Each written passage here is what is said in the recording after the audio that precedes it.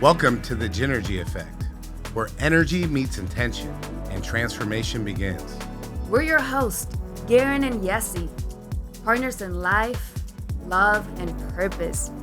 Here to share the tools, truth, and stories that helped us build a life from the inside out. Whether you're seeking deeper health, conscious relationships, or your next level of purpose, you're in the right place. Welcome back to another episode of the Gynergy Effect. Today on the Gynergy Effect, we're diving deep into modern dating psychology with Kavita Ajwani, one of the world's top dating coaches for men and the founder of Dashing Date.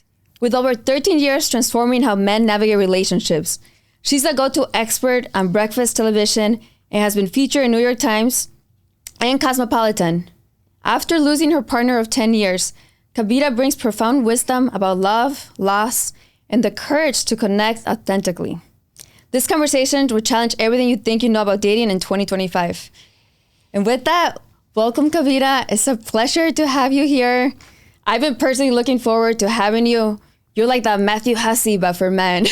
Yeah, I try. Well, it's such a pleasure to be in your guys' energy, and this little pre-pod hangout was lovely. And I'm ready to go. Yes, let's do this. Well, I know I'm excited because I have a lot of friends and a lot of advice. So if you're listening right now, she's about to drop some knowledge that can help step your game up in a way that really helps you connect with women the right way to get the right results that you desire out of life, right? Exactly. That is what we're here for. No, pickup game, push-pull strategies here. Yeah. Let's dive deep. Let's dive deep. I love it. Let's dive in. So Kavita, you built an empire helping men succeed in dating. But behind that success is a profound personal story. How did losing your partner of 10 years reshape your understanding of love and connection? I lost my partner at the age of 26. So I was so young. Yeah. And it was young love. We started dating when I was 16. Yeah. He was 17 and Very young. very young. We, went to prom together. High school sweethearts. And best friends from 13 years old. Yeah. So it transformed everything I knew about love. It's actually all I knew. So when you go through, that was a tragedy, and he passed away in a car accident. I'm so sorry to hear that. Just one morning on his way to work. And when something like that happens, your whole life turns upside down and you start to question the path you were on, what it means, your beliefs, your values. And that shifted the course of my life, of course, at that time. Is this when you decided to start Dashing Date, or would that come later on? Was this the inspiration? At the time, I would not have known it was the inspiration. Starting Dashing Date was more of a way to heal, a distraction, focus on something that brought me a lot of joy. Yeah. In my heart of hearts, I was an entrepreneur. Yeah. And this was a way for me to view what happened, but through the lens of love in a totally different way. I don't know if that makes sense, but that's how it felt. Yeah, that makes sense. And I'm so sorry for your loss. I can't imagine how hard that must have been to lose your partner of 10 years unexpectedly. It's really not something I wish on anyone. And especially at such a young age, it becomes very challenging to make sense of what happened for years and years. Even still till today, there are periods where you just can't make sense of something like that. Sounds like helping people find that connection, that love, ended up being part of your mourning process, or maybe help facilitate some of that joy where after going through something so traumatic like that, that was something you were able to kind of grab onto during that time? Is that? Well, I was very lucky in that I met somebody who was,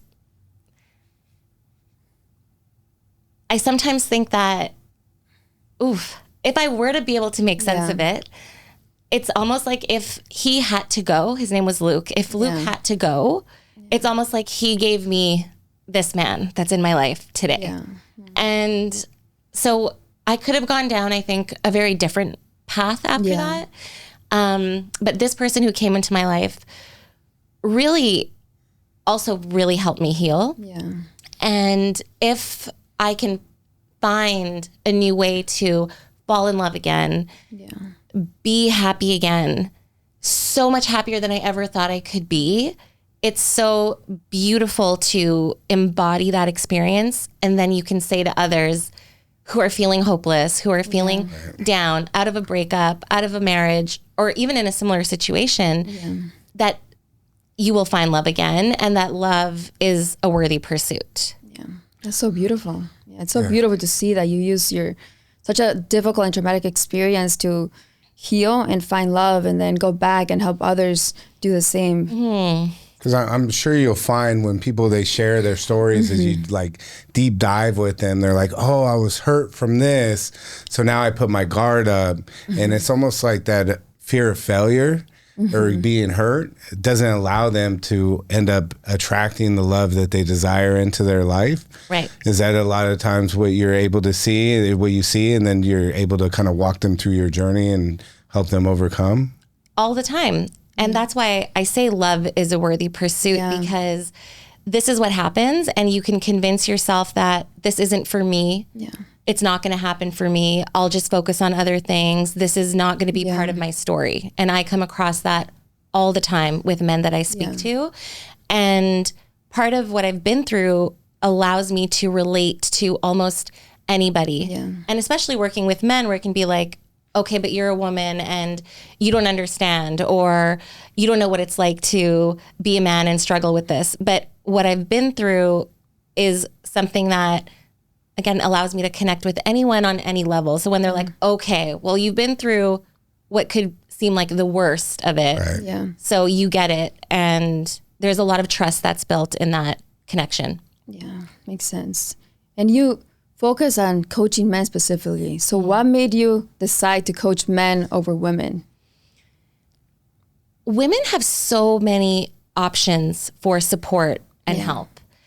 I have so many women in my life who are the best of the best in terms of coaching, women's groups, love coaches, mentors. There's so much available. And now, absolutely, there are a lot more options for men's support groups, et cetera. And I'm so glad to see things moving in that direction.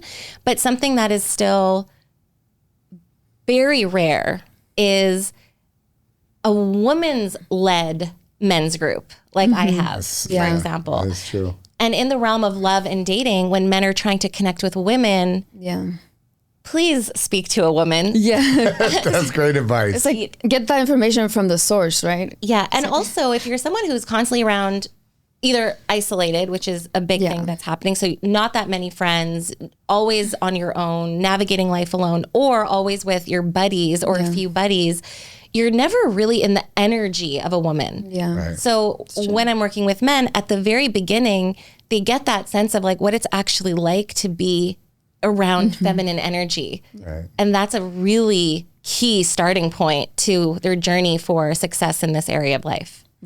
It's a great building block. Immersing yourself in the energy that you desire to attract probably is a pretty good playbook for that. I would say, you know, some of the other stuff that you talked about is if I'm a man and I'm desire to find the woman that, you know, I want in my life to have, you know, be my partner, maybe have my kids, build a family together.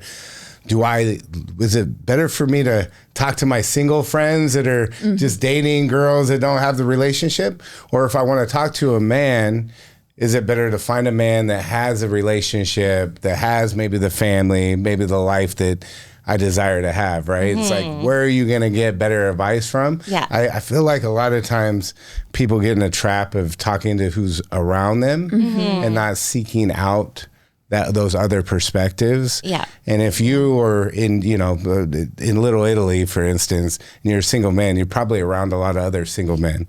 And if that's your support group where you're getting that advice from, may want to sound check that a little bit. And I think what you're saying, to have somebody like you that can be where you bounce that off of. I mean, well, it's all about being a mirror, right? And so what are some of the big issues that you see with men maybe in those situations, and they're trying to, because I got a couple friends that I talk to, and they're read these books and they're like, oh, I got this strategy. And I think you mentioned one of them.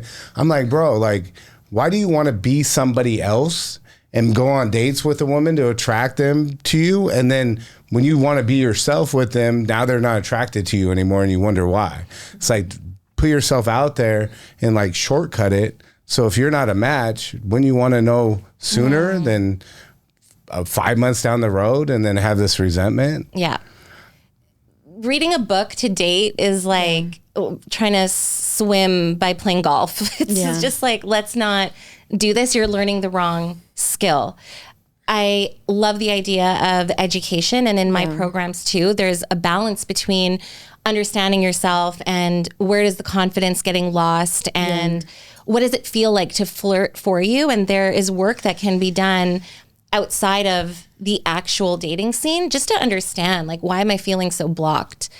What does flirting actually mean? So there are conversations to be had, but to your point, learning a pickup line and then trying to use it, getting a quick win that you can't carry forward.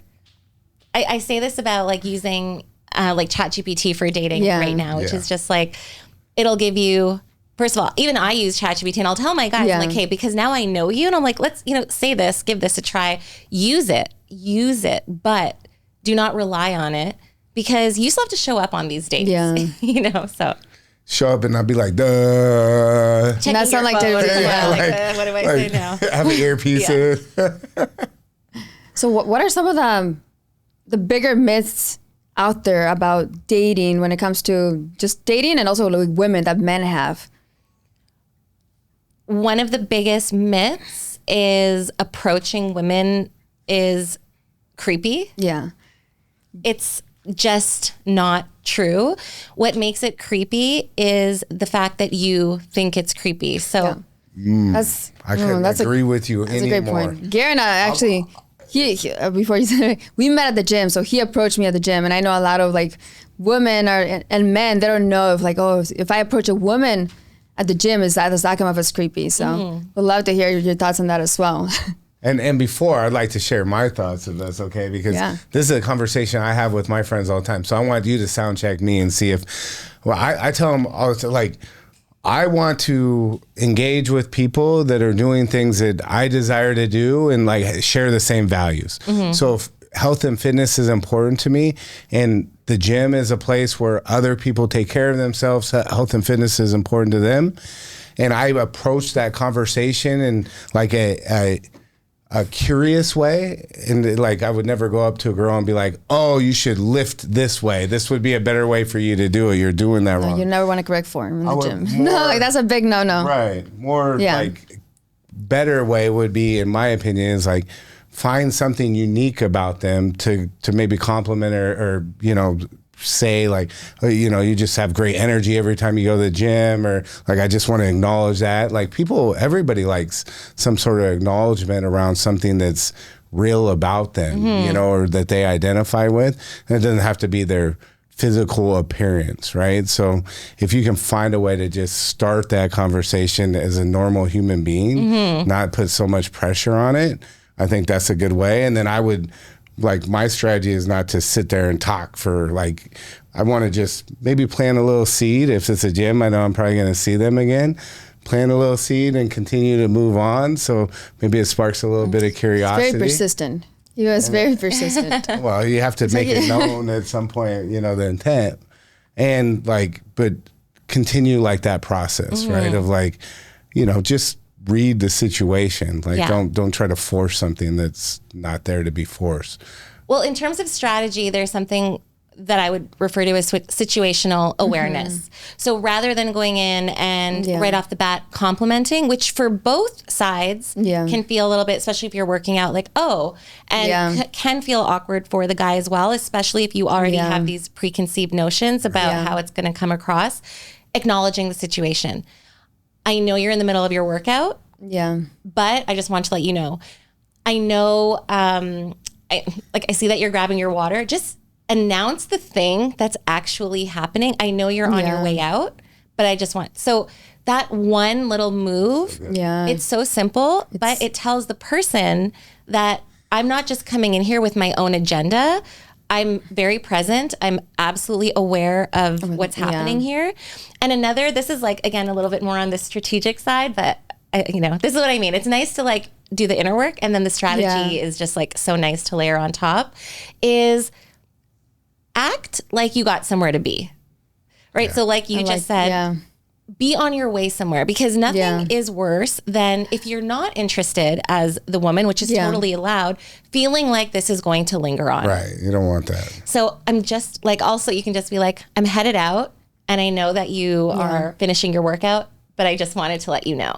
And then fill in your blank. That's kind of the framework. I love that approach. It 100%. shows a level of respect, consideration, and also I have somewhere to be too. I'm not just gonna like linger and exactly. I'm on my way too. I'm just heading out. Like, drop that. Yeah, and that's so good. That can work in any environment, right? Even let's say you're at a Starbucks or a coffee shop. You're like, I'm going to grab my coffee, but whatever you're working on looks really interesting. Want to let you know I've read that book. It's awesome. Right. That's a good one. Yeah, that's so good. Yeah. But so important is, it's not about being on this mission to collect a ton of phone numbers. It's about being on a mission to move through the world in a certain way, because this is who you are, not these women are not some means to an end and of course on the receiving end as a woman, that energy is a complete shift. If you feel like he's just going through the motions to get your number, it doesn't feel good. You can't connect with that energy. So making this part of your value system, I connect with women, older, younger, attractive, less attractive for you. Like obviously, beauty's in the eye of the beholder, but just make it part of your life to be in connection. Okay. Yeah, So I love it too. So for men who are like struggling with whether or not to approach women, would you say that it's best to kind of take the lead and get the reps in, or like talking to women in different scenarios, whether it's at the gym, at the market, in the elevator, or to be a little more selective and kind of gauge the situation and find just like approach a select number of women? Which approach would you say is a better approach? Definitely the first one. Men, women, everyone, make that part of your day, right? Yeah. So phone away. If you want a strategy behind it, I'd say leave your phone at home. Take a walk every day for an hour, or make sure to be out for an hour a day. And whomever you cross, you're in the elevator, walking out of your lobby, down the street, say hello, compliment someone's hat. I was in Austin recently, and I was so amazed by the culture there. Everybody was extremely friendly, so laid back, and there was a lot of compliments being passed around just as we were walking around. And that's why I said the hat, because I just remember there was a guy that approached me. He had such a good approach. If I was single, I would have been like, this is exactly how to do it. So he walked by me and he's like, hey, I like your hat. Keeps going. That's what keeps going.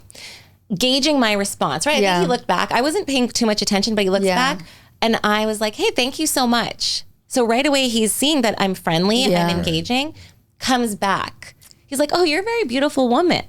And I'm like, oh, thank you so much. And then he starts chatting. So that was genius, because drops the compliment, keeps going in the present moment, gauging the response. And had I just kind of, okay, whatever, turned around, He was just kept going. nothing happens in your day. That's not awkward. That's not creepy. That's not anything. Yeah, so it was good.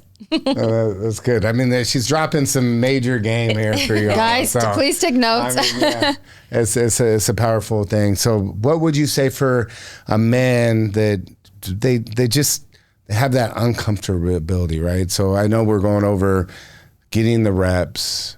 You kind of talking to any woman, so you kind of understand the feminine energy, how to just create a conversation. So being intentional about practicing that. And also gauging their reaction. What I always say is, like, your partner is a direct mirror for you, right? So if you're attracting people into your life that, oh, you don't know if you trust them, or they're out partying and they're doing these different things. And that's a real issue that people communicate to me that they have. And I'm like, well, what are you right now in your life? Like, where are you? Well, who you are and where you are may be two different things. And where are you right now why are you attracting that constantly? So kind of what is your strategy on that, or your thoughts around that? Well, I love what you said. The reframe is everything is feedback. Yeah. So rather than pointing the finger, playing the blame game, it's going to keep you further and further stuck. You're going to continue on this hamster wheel. But looking at it as feedback, I have clients who will go on first date after first date. When they come to me and they're like, I can't get past the first date. I can land the date, I can't get past. And I'm like, this is beautiful. A pattern Is emerging. Exactly. There is a pattern, and now we can dive in. Because when it's like all over the place, it's like, okay, what's really wrong?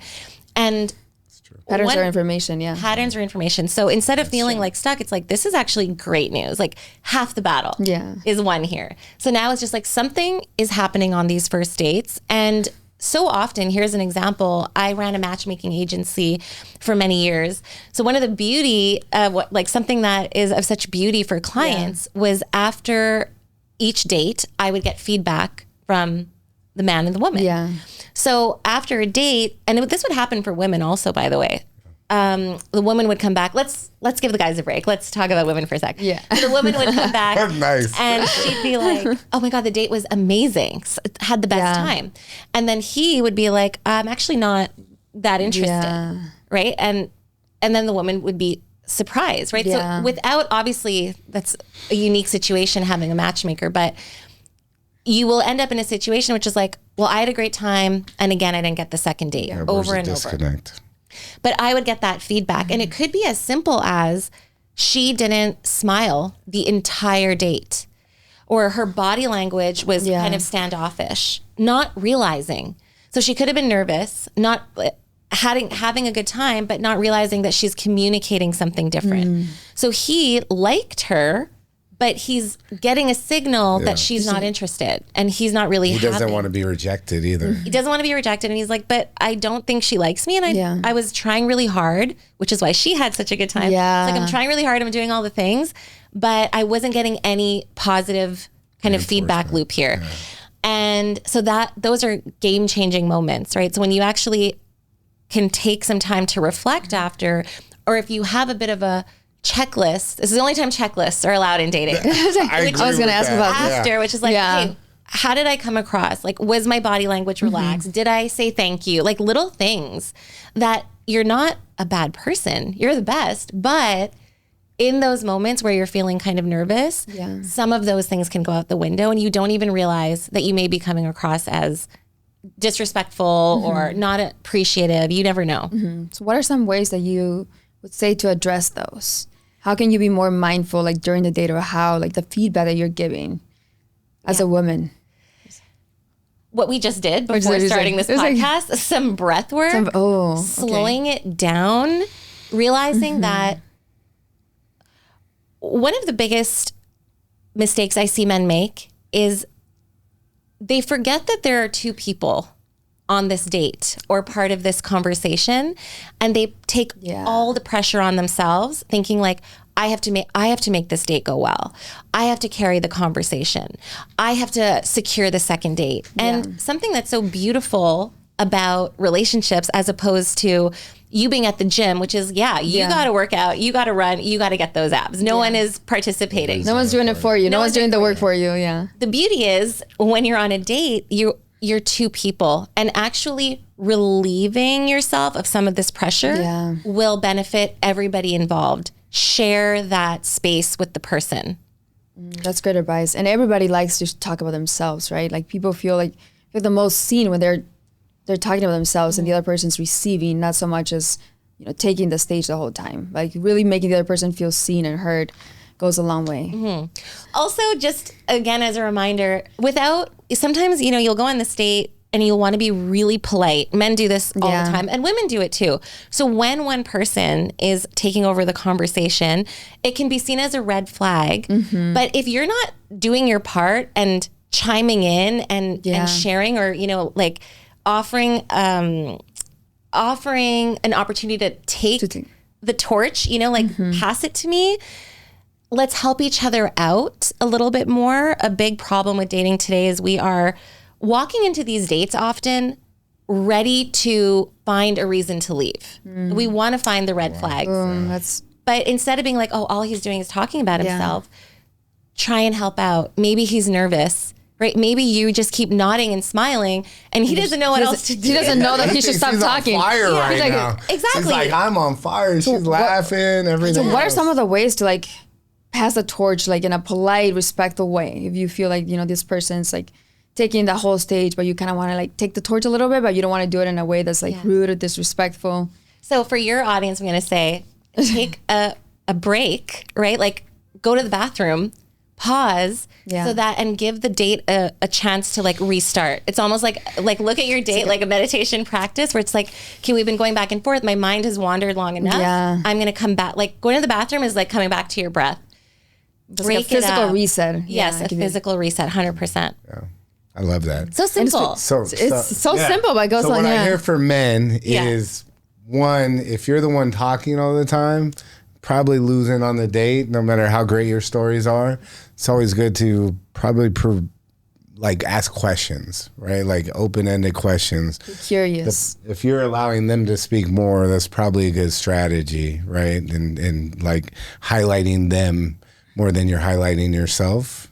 Because I would think that if I'm in a conversation with somebody and I feel like I'm never sharing anything about me, then why am I even here? Mm-hmm. And if you're a man, the way that you can lead is lead by asking good questions that are inquisitive, that like have some depth to them, instead of just maybe surface level or just speaking at somebody, right? So simple as just like that is super interesting. Tell me more. Yeah. Right. The easiest way to go deeper, right? Yeah, when it comes to first dates and thinking about the questions to ask, the biggest issue is that we just want to overcomplicate everything. And you don't have to comment on everything the person's saying. If you are really interested, just say, this is really interesting to me. I'm really loving this conversation. After she finishes telling a story, I just want to let you know I'm having a really good time. Like it doesn't have to be this crazy thing where you have to like blow her away with the perfect compliment or the perfect response. No, like let the person know that you're happy to be there. Yeah, it's so good. Mm-hmm. And I know we mentioned a little bit on red flags. What are some of the biggest red flags that men should be looking out for? Women who use red flags in her conversation. Okay, like that is a red flag in itself. They're saying something about red flags. Exactly. You gotta go. I love that. That is the big. Talking about red flags is the biggest. That is a red flag in itself. It's the concept of red flags. Honestly, is one of the most toxic things to enter this emotional water stream of ours. Like we desire connection so much, like, right, we're like doing all of these things to meet someone, and we're spending money, and we're going on the dates, and we're getting dressed, and we're getting excited and hopeful, and this might be the one, and then we go on these dates and all we're doing is looking for a reason to leave. And what happens? It becomes a self-fulfilling prophecy. Right. And that's it. So this is what I mean by like one of the most important things we can do today is date with more compassion.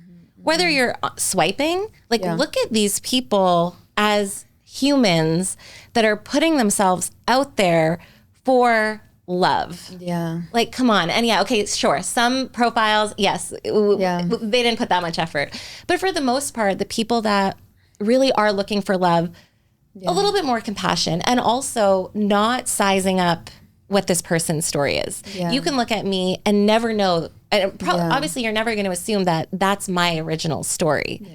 But coming back into the dating scene, people can be fragile. You have no idea what they've just been through. Yeah. So more compassion on both sides will change the game for you completely. Yeah. Understand that we're all human beings. Especially with dating apps. I feel like what you see on dating apps is like a highlight reel of their lives. So having that like preconception of them before the date, something's gonna go. It's like maybe go in there with an open mind to actually get to know them as a person. I want to go back to the red flag thing. Yeah, Just in a second. Yeah.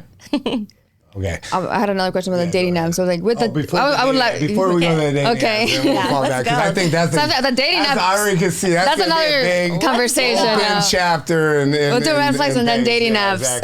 Exactly. I just want to kind of double down on what you said about the red flag thing. One is like what we believe or what we say is what we attract, right? But two, I was just having a conversation with somebody, and what they were telling me is this red flag thing. Like I ended up, I think this has ruined my dating because I started getting into what are the red flags, and then all the algorithms were just showing me red flags. So everything I was seeing was around red flags, and then I'd be going on these dates with people, and all I saw was red flags, and I just could not find any type of traction or like any type of movement in a relationship because I think I was just creating this resistance. And I gave them the same type of advice that you're giving right now, is like just letting that guard down and not focusing on that, more focusing on abundance and gratitude and, you know, these other emotions that kind of go through.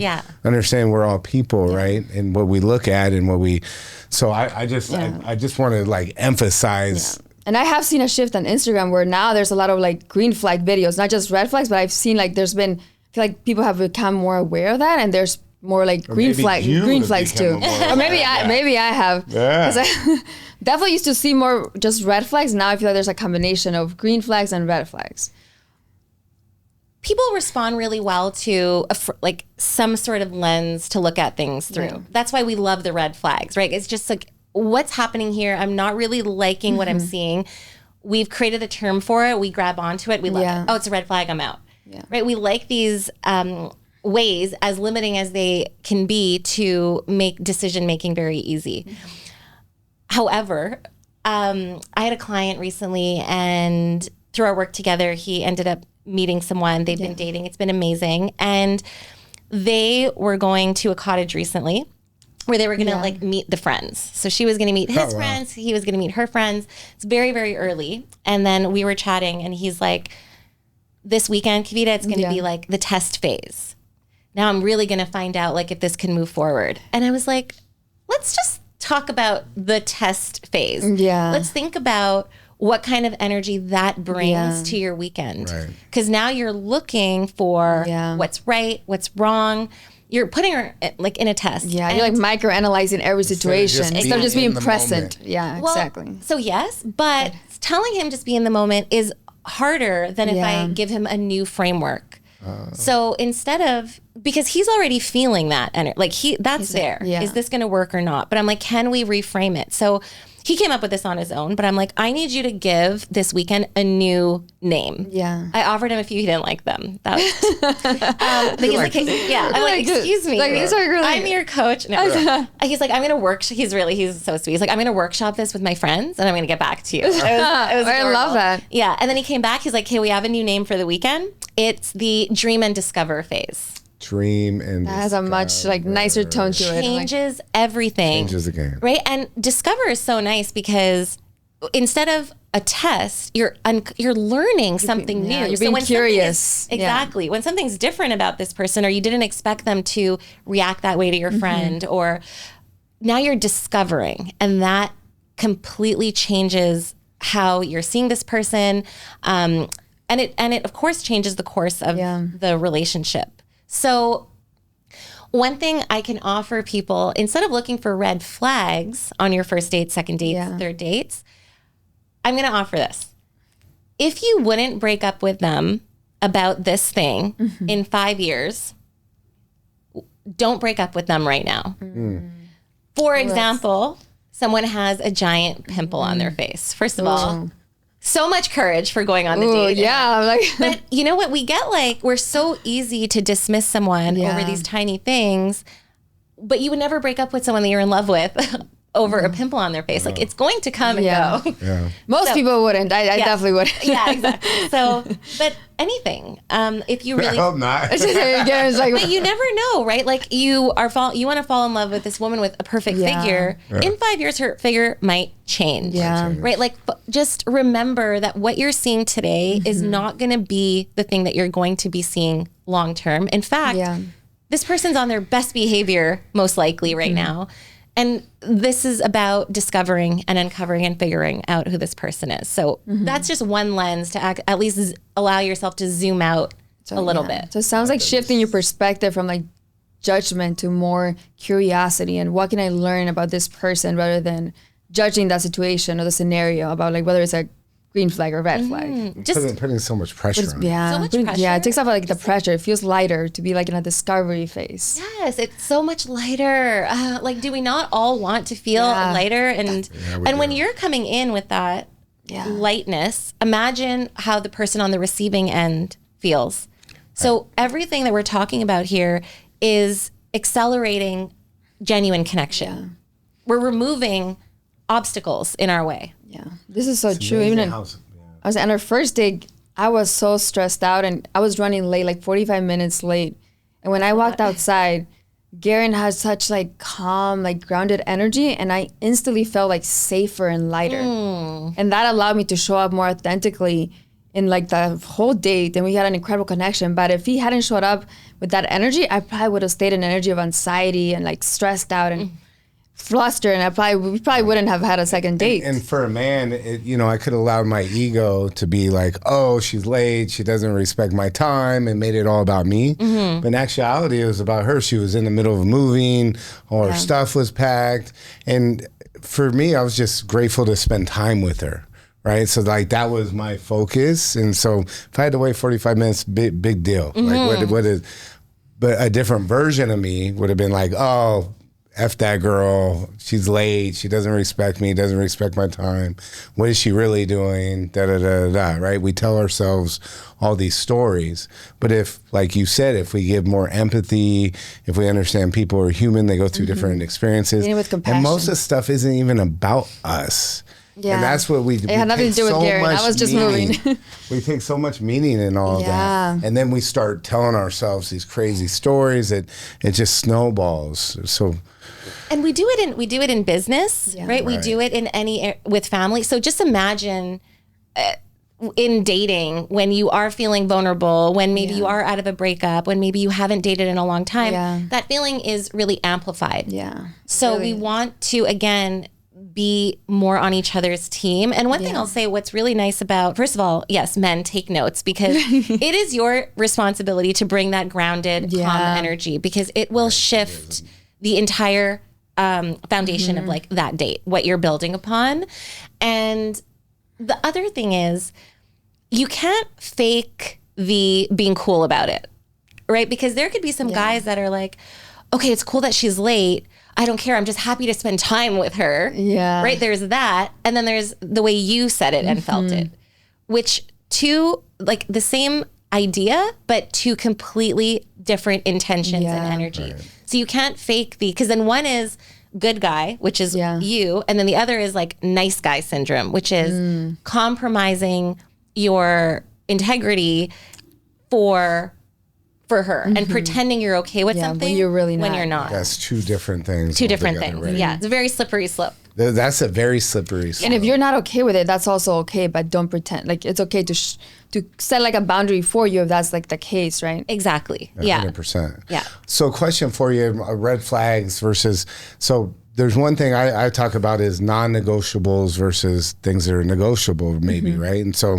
like understanding who you are as a human being, what are your non-negotiables that like that's the line that you're not good with, and versus maybe negotiables that have some fluidity in it, versus understanding that concept versus red flags, green flags, right? How do you have people kind of align them? Because obviously at a certain point it's like, is this right for me or not? How do you have people making those decisions? It's a big conversation because it depends on the work you've done, how I would navigate you, how I would help you navigate those types of conversations. Because for someone who's done the work, and I really trust at this point that you feel really confident in who you are, you're operating from an authentic place, then I could say something to you like, the right decision is the one you make right. You're not stuck in old patterns. Right now, I'm not worried that, for my clients, I'm not worried that you're going to compromise your values. That's just not the case. So we can have a very different and exciting conversation, because now it's about what is going to serve me today? Where do I want to experiment? Where is there an opportunity to open up? What feels stretchy right now? And let me lean into that and see what happens. I like that. Versus the person who hasn't done the work, where if you're like, well, the right decision is the one you make right, and they're going to slip right back into a very toxic pattern. Right. So it depends. It depends on the level of awareness that person has along their journey so far. What would you say are some non-negotiables? Just compromising your self-respect. If someone is again and again making you feel a certain way, and this is something I do with men too, where we are really learning to trust your intuition and build that, because at a point, you know, if somebody's gaslighting you again and again, you have to figure that. You have to figure that part out. And that is just, the person can be amazing. It's just something that if you are not feeling good, and even though everything might look good on the surface, but you are constantly really down on yourself. But again, I will say it's a slippery slope, because if you haven't done the work, that could be a pattern that you're stuck in as well, where you're constantly being very hard on yourself. It's something you have to unlearn. Like, yes. So, you know, we're not, it's delicate, and we're navigating, this is like all a growth journey. So we're navigating as we go. Part of the human experience. Yeah. I know that. With that, what would you say is like the biggest like pattern or belief that men have to unlearn when it comes to like dating? The approaching women is a big one. Honestly, just because it's such a massive topic today. And believing that you can't talk to a woman in your day-to-day life, you're cutting off. It's crazy. 90% of your opportunities to meet someone, only to see all these opportunities pass you by every day and then go sit behind a screen like you're doing all day long. So I'm really going to come back to that one in general. Another one, or another few, would be coming to women only want someone with money, height, they have to look a certain way, certain background. It's just so not true at all. No, it's not. Yeah, I would say too, like the women that you would think would be approached all the time probably are the ones that get least approached, because people are intimidated, in that way, right? So it's like putting yourself out of your comfort zone and just having a normal conversation with somebody. And then if there's chemistry, you can sense that there's chemistry, and don't put that pressure on it. Like, oh, because it's a woman, it's like this alien that you may die if you go and talk to him. Just have a conversation. And back to the gym thing. I have conversations all the time with so many, and like really like incredible friends too. Like they're like really outgoing. They're good looking guys. Everything, and they're like, man, I would never talk to a girl at the gym. I would never. Just like that's like, bro. Like a woman's a human being. Like just be genuine. Like that's all you got to do. Don't be like, and keep it moving. Like you said, it's like that's the strategy. Keep it moving. I love that. You're gonna see him again. Show interest and then keep it moving. Yeah, drop a seed, plant a seed. Plant the seed. The gym is great for So you're right. Everybody is terrified. Yeah, it's like they want to meet women at the gym the most, but they're the most terrified. I think it's like just territory that you cannot navigate. So my favorite for the gym is a couple things. One, it's a place where ideally you will see the person again and again and again. Yeah. So there's something I call the familiar first approach.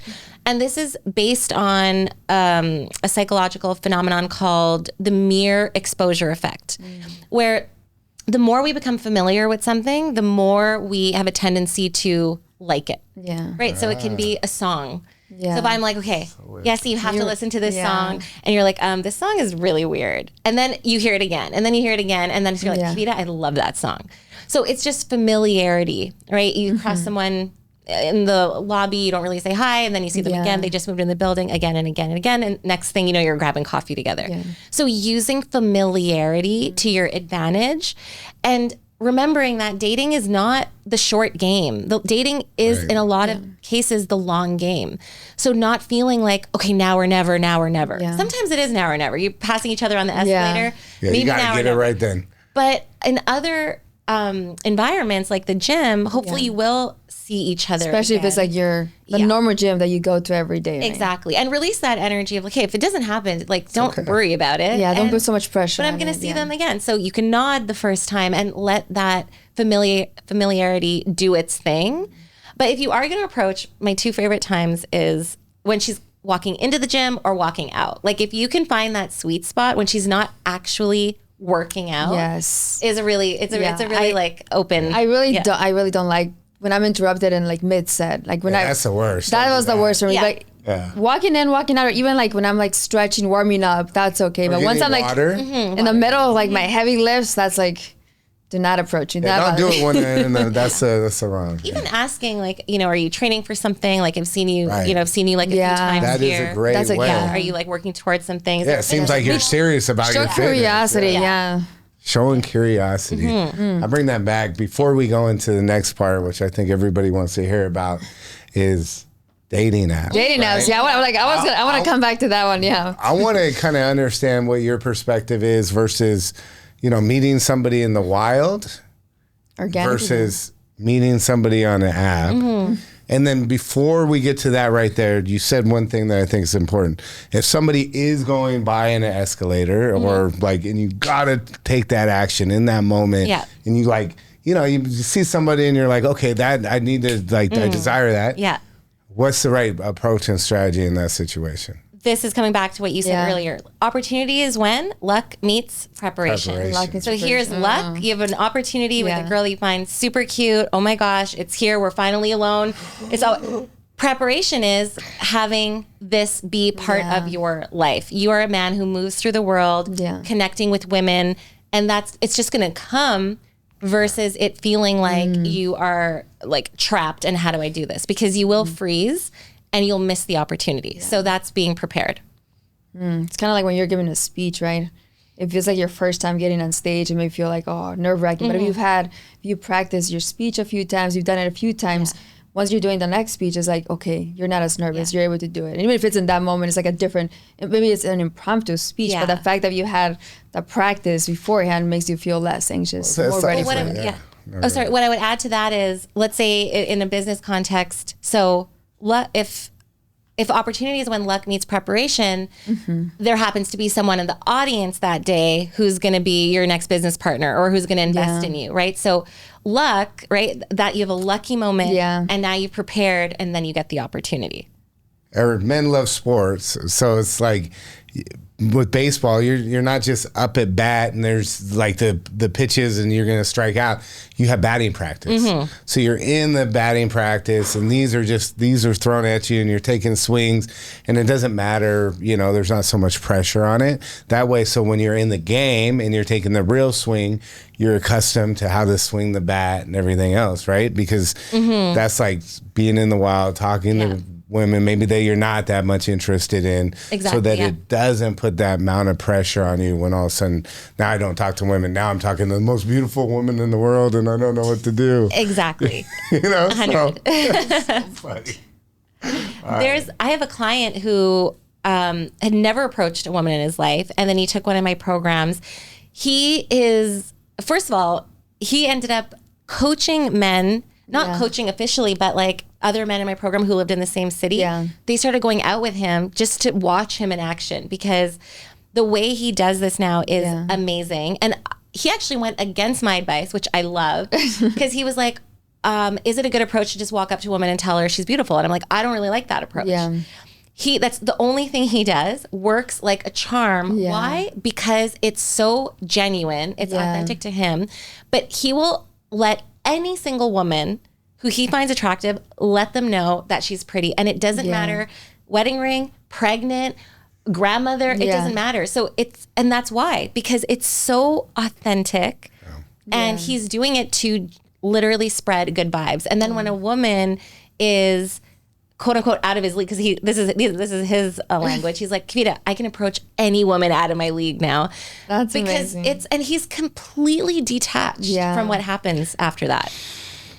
That's the big part, being detached. So being detached from the outcome is important. Yeah. Shoot your shot. Being genuine. Detached Shoot your shot, from but the detached from the outcome. Just plant some good. seeds, throw some water on it. Yeah. See what happens. Back to the dating apps though. Yeah. What are your thoughts on using dating apps to go on dates versus meeting someone organically, whether it's at the gym, coffee shop, whatever it might be, in person?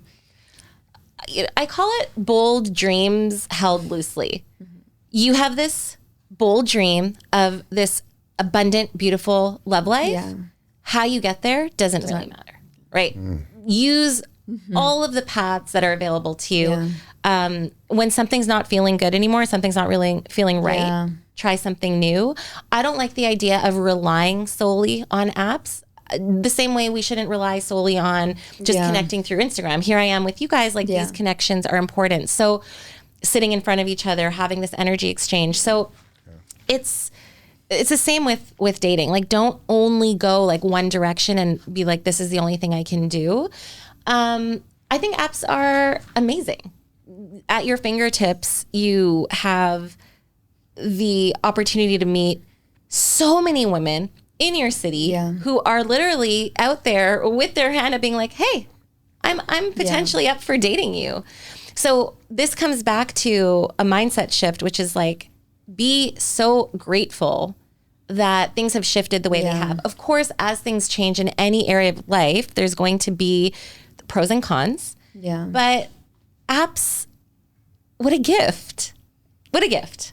And The gift. So let's say I'm maybe I was married for a long time and apps weren't even in existence. Yeah. Because that's a real thing, right? Oh, yeah. Yeah. And all of a sudden now there's this whole culture and there's this whole strategy, and I'm like looking through here. I'm like, what do I do here? I don't know how to separate myself or create like some distinction or attract the person that I actually desire filter to out people. attract. Like, what's a good strategy for somebody? Maybe they're married for 10 years and they went through a divorce, and now like they don't know how to find people. They got an app, but they're like looking at their phone and it's overwhelming to them, and they don't know how to set their page up. Let's break it down. Give some game on that for people. Step one, give yourself a break. You're back in the scene. Yeah. Everything is new.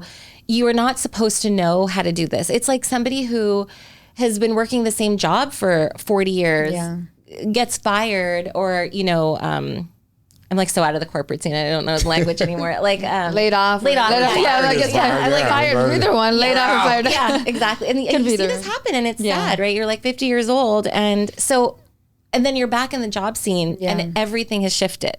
LinkedIn, what? Like, you have your paper resume. Yeah. So, and just remembering, like, okay, like the game has changed. It's a lot easier now, but it comes with its own set of challenges. I'm just such a big believer in coaching. Like it is you guys know, I know too, like if there's something, I can't be great at everything.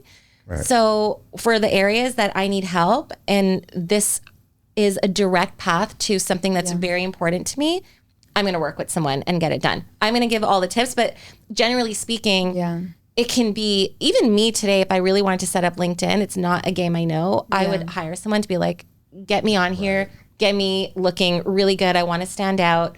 I just don't want to do this myself. Yeah. That's like you taking a photo of yourself, a headshot, versus a professional photographer. Exactly. Yeah, and even coaches need coaches too. Like, I'm like a fitness coach, but I also like to hire coaches because it takes me. I always like to be in the mindset of learning, like continuous learning, and it takes me to like the next level. Like, even as a coach, I still want coaching for different areas, whether it's fitness or business. That may not be my certain area, or like finances. I may not be like an expert in that area, but I want to learn from the best. And that's like a way to expedite the process. Rule number one of hiring a coach, like, never hire a coach who doesn't have a coach. Like, this is a lifestyle. This is a belief system. Practice what you preach. And if I don't have mentors and coaches in my life, it's a little bit strange that I would be telling others that you need a coach and a mentor in your life. Yeah. I have 3 coaches right now, and having that support system, I don't know what I would do without it. And it's not, and I've only become more and more secure in who I am. It's not like I need to rely on this. Yeah. It's just, why would I do this life any other way? Yeah. And even when you think about dating and relationships and what I'm in, I just believe in partnership as a value system, that we get to do this life together, and it's so much more fulfilling this way. I couldn't agree more with that. I mean, all the greats, Kobe, Jordan, it doesn't matter sports or the best executives, the CEOs, Tim Cook, everybody has coaches. 100%. It's just because what it is a mirror for you, because we don't see what we don't know, right? And when we have blind spots, we all do. Just like in a car, you're driving, you can't see everything all at once. So to have that, and also have somebody that's been down that road before, so they can say, oh, there's a pothole over here. Oh, there's a car accident over here. Yeah. Oh, if you take this route, this may be where it takes you. So just be aware. Yes. Take the route. That's your decision. But here's stuff for you to be prepped for, right? And so, and that really gets in the way, I think, when it comes to love and dating, where men can feel like their ego really gets in the way of saying, like, I need help ego gets in the this way. area. And I try and remind them, like, the best of the best have coaches and mentors. Do not let your ego get in the way of your goals and happiness and living your life. So true. All right, so going back, because we're gonna have you share.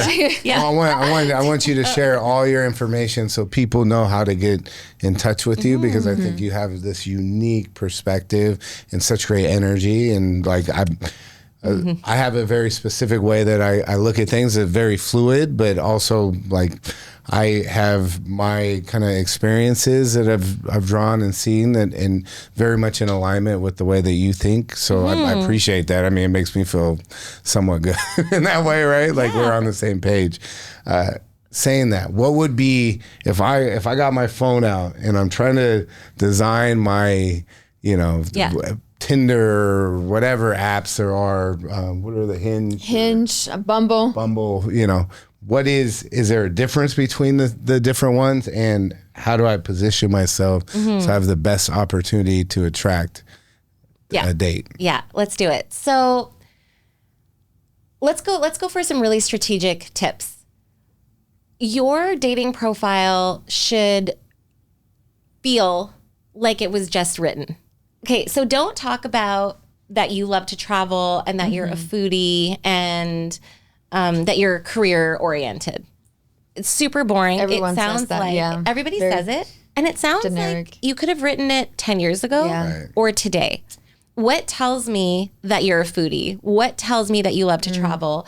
We are drawn to fresh and current content, right? If you're looking for a restaurant today and you're going on Instagram, are you going to go to the restaurant that posted 7 days ago? Yeah.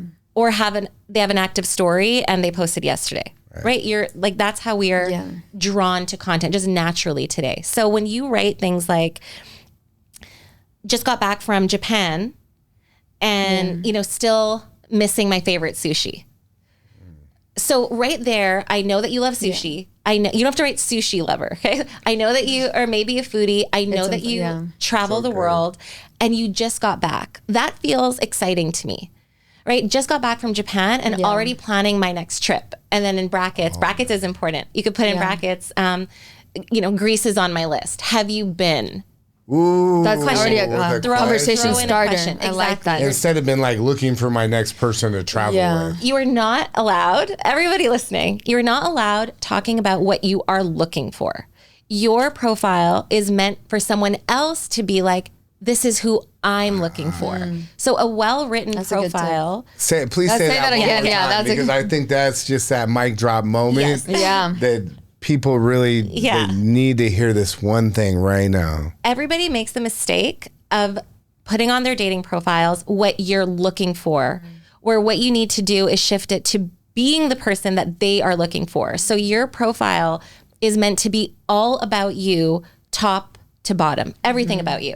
In detail, fun, exciting, fresh, positive language, fresh and current, things that you're up to today, things that you've just done. And the person on the outside looking in should be like, this is my perfect match. Let the decision be theirs. Because the truth is, if you're like, oh, I'm looking for someone who's like smart, funny, attractive, the reality is most people think they're smart, funny, and attractive. Okay, no one's going to be like, oh, not for me. That's like, not me. So you're not really doing any filtering, and a well-written profile will do the filtering for you. You're not trying to get every match. It's not like a vanity game of like how many matches. What's the point? You're really trying to attract the right person. And another little tip is throw in the way you're feeling. So if you're like, just got back from a meditation retreat, feeling so refreshed, give a vibe. Give a vibe. Right. So you're actually telling someone how to feel as they're reading your profile. And that is just like these little you're elements. almost like giving them a picture into your life in that moment. Yes. And it's a picture that they want to be in. Exactly. Like, I want to go on a meditation retreat and feel refreshed. Like, let me be in there with you. Like let me. I want to join that. That I sounds want to go to Japan and eat delicious sushi. I mean, those are really good. Those are, man, she's dropping. Yeah, that's really good. bombs right thank you, now. guys. Yeah. I haven't been on a dating app in a long time, but what I found when I was on dating Hopefully apps at least a couple before, years. it's been a few years. I found like That's good. a lot of times people put like their best foot forward, kind of like a highlight reel. And I found from like dating that sometimes it would take me longer to really get to know someone that I met through a dating app versus someone I met organically versus just like showing up in their like in the wild. Like sometimes with the dating apps, it takes a little bit longer. Do you find that from like your clients that it takes them a little bit longer to like date and actually get to know that person authentically? Well, I have a rule for my clients, which is very early on, you have to ask for the date, like very early on. So there are 3 types of women on dating apps. Super not interested. Like no matter what, like obviously she's not interested in you, not matching with you, that whole, we move all of them aside. Then there are the women that are actually interested. And then there's this very ambiguous group, which are the women who are seemingly interested, but they will almost never go on the date. So they will keep the conversation going. They'll answer, but they are looking for something so specific and they will pretty much waste your time until they find it. So you really want to go in for asking for the date because there are so many women. And I've worked with so many women. So much And they're like, clutter. won't this, like, can someone just like make the move and ask me out on a date? Because she's also like, is he interested or not? And but what's really happening is men are nervous. They don't want to miss the opportunity. They don't want to ask too soon. But what I coach is you guys watch Seinfeld? Any Seinfeld? I've seen Seinfeld. Okay. Yeah. Well, there's this episode where I won't go into too much detail, but it's just about ending on a high note. So any Seinfeld like lovers here will know George knows how to, or he's trying to end on a high note in one of the episodes.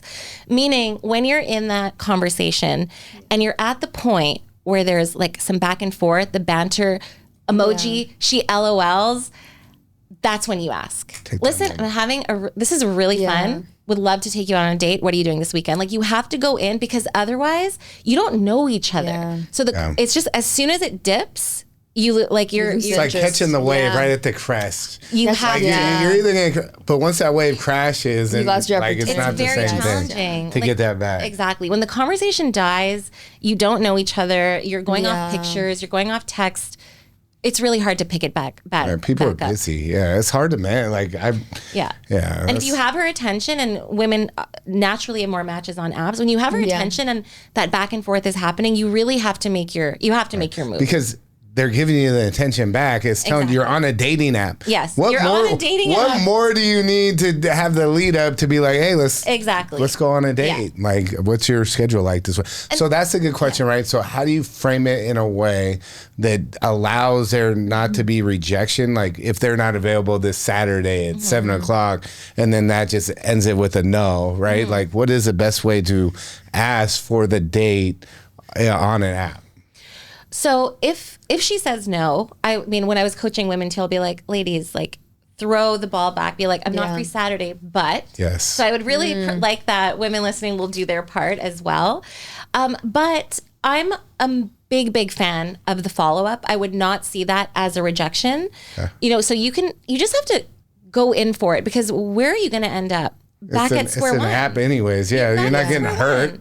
There's nothing to lose, right? Yeah, nothing to lose. And you can just say the real thing sometimes, like no pressure at all. I don't know if you're saying no because you never want to go on a date. Yeah. Right? Like, I like that. Just throw it back and be like, and if so, that's totally cool. Or you can even be like playful and be like, okay, wait, is this a test? Like, should I throw out another date? Like another date? Or like, right, communicate and be like, I'm reading, and throw in a voice note, something so that your like use your voice to actually show the way you're saying something. Right. Oh man, that's so important. Context gets lost. Laugh. Oh say man. something. Yeah. Be Text like, messages. Text It's hard to like messages sometimes is decipher like- the tone, like I've excitement learned levels. the hard way, not with women, but more with just relationships as a whole. Yeah. Is text messages. Like I mean it one way in my mind that I'm saying it, and it's funny to me, and it's just not taken that way at all. And I actually find that more with men. I have that problem with because maybe I'm like Karen can come more off a assertive little and harsh aggressive. via text message. But I mean it like in that because if you're around me, my energy is like this, just like. I'm very straightforward but loving and my embracing, right? So it doesn't come across the same way in text. So what is like your strategy with that? That's it. So it's gonna sound so simple, but like emojis will soften everything, right? Like I really like the monkey over the eyes emoji. That's my favorite emoji. I love that one. It changes, it changes. It's like, okay, should I ask you out on another date? It's like playful. Like, oh no, like should I do this thing? I love that you said that. So the monkey emoji, use that one. Hiding the face, a monkey emoji. The upside down smiley face is right. Yeah. We're just. What does that mean? I don't even know what that means. It's just like I'm not taking myself too seriously here, right? So I might be saying something that you think sounds serious, but we're lightening it up with like I'm actually not being like I'm not taking myself so seriously. And obviously a voice note will go a long way.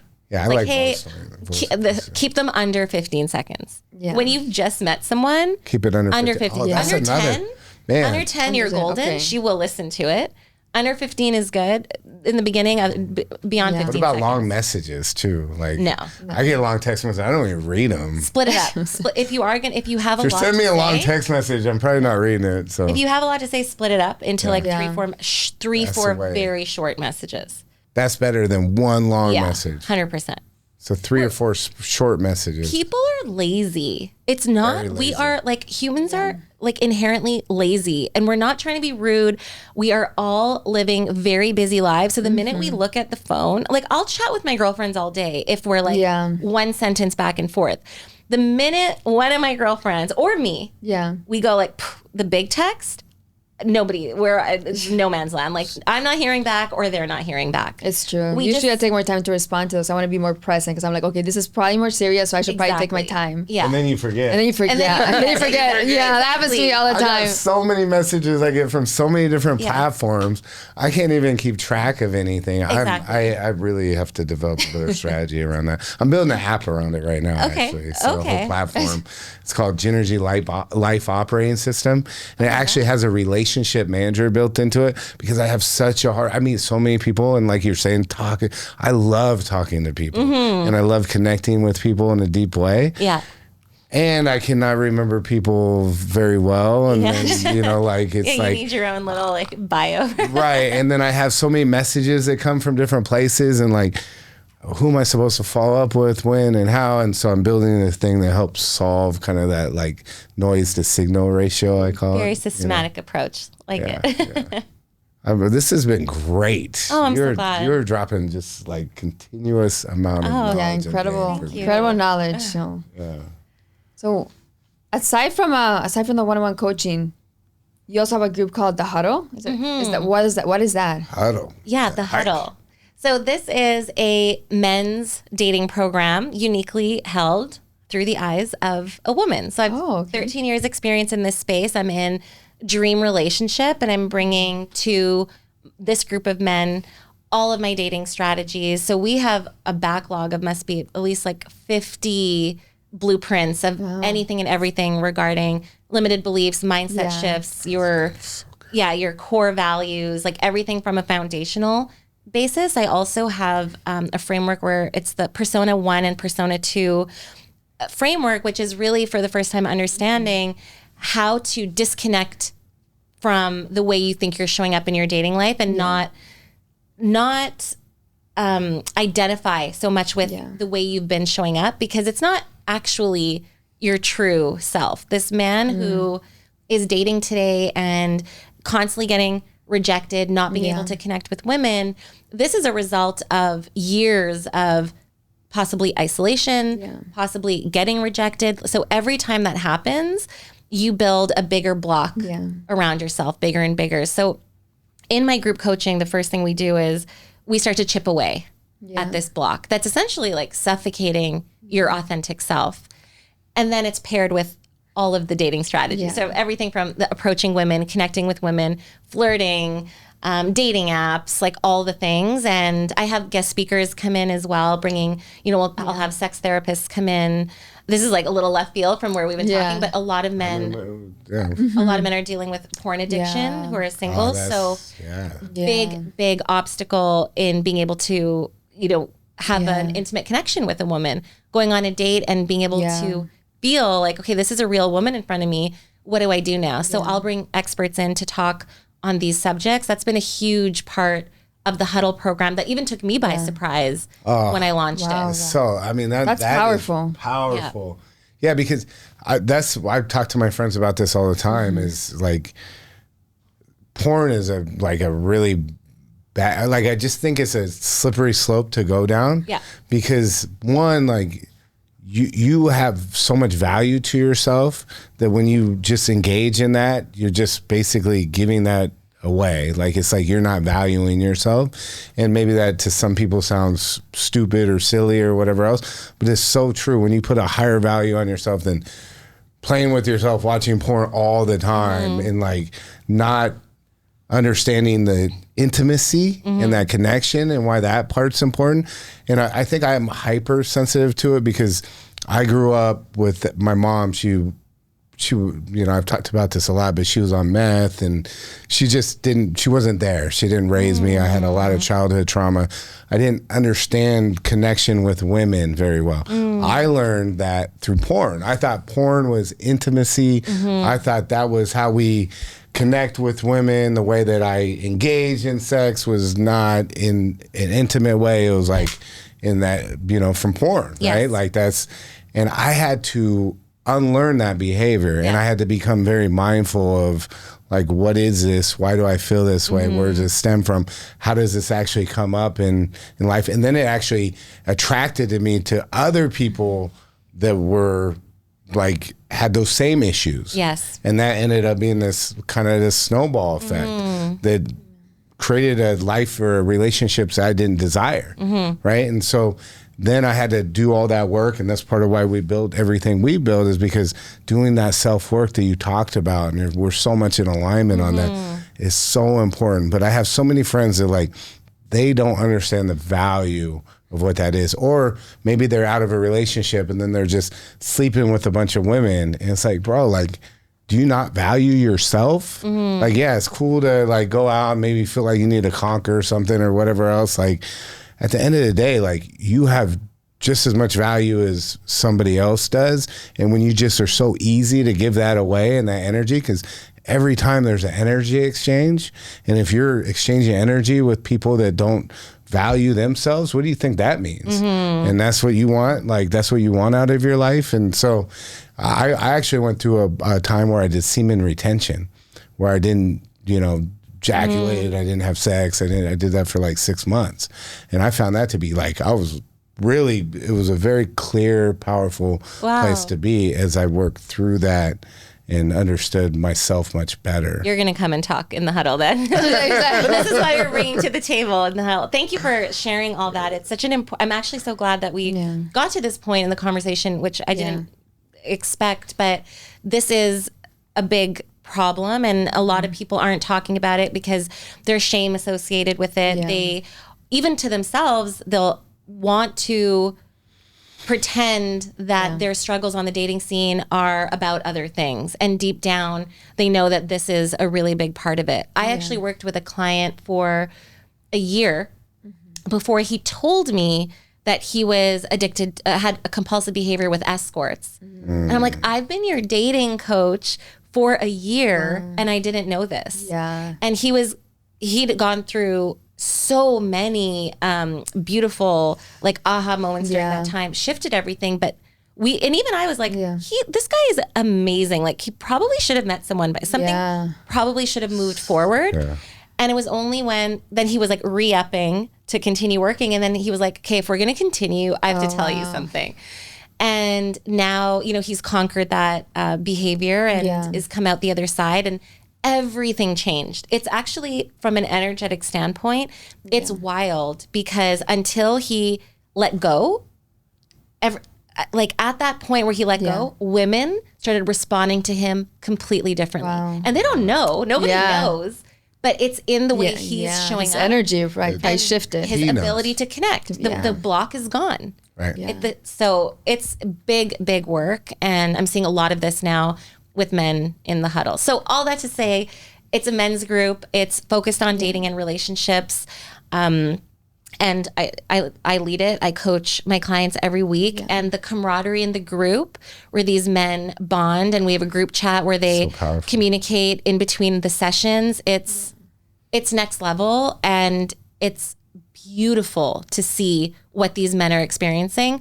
Often breakthroughs for the first time in their love lives, experiencing abundance and what it actually feels like to really connect with a woman and enjoy a woman's company and intimacy. That's incredibly powerful work. Thank you. It's been a pleasure having you, Kavita. Where can people find you, whether they're interested in the huddle, the men's group coaching group, to reach out to you for one-on-one coaching, or just to connect with you? Where can they find you? Well, I have a little gift for your people.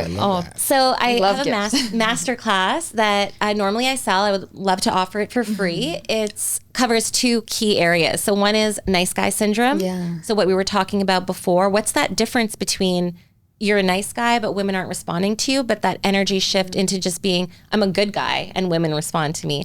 So I teach a master class on that. And part 2, which all the guys are going to love, is the absolute A to Z on being able to approach women. And I teach an exact methodology that works. It's no pickup lines. It's no nothing. It's something that you can use authentically for yourself. So anybody that DMs me on Instagram, so you can just follow me on Instagram at @dashingdate.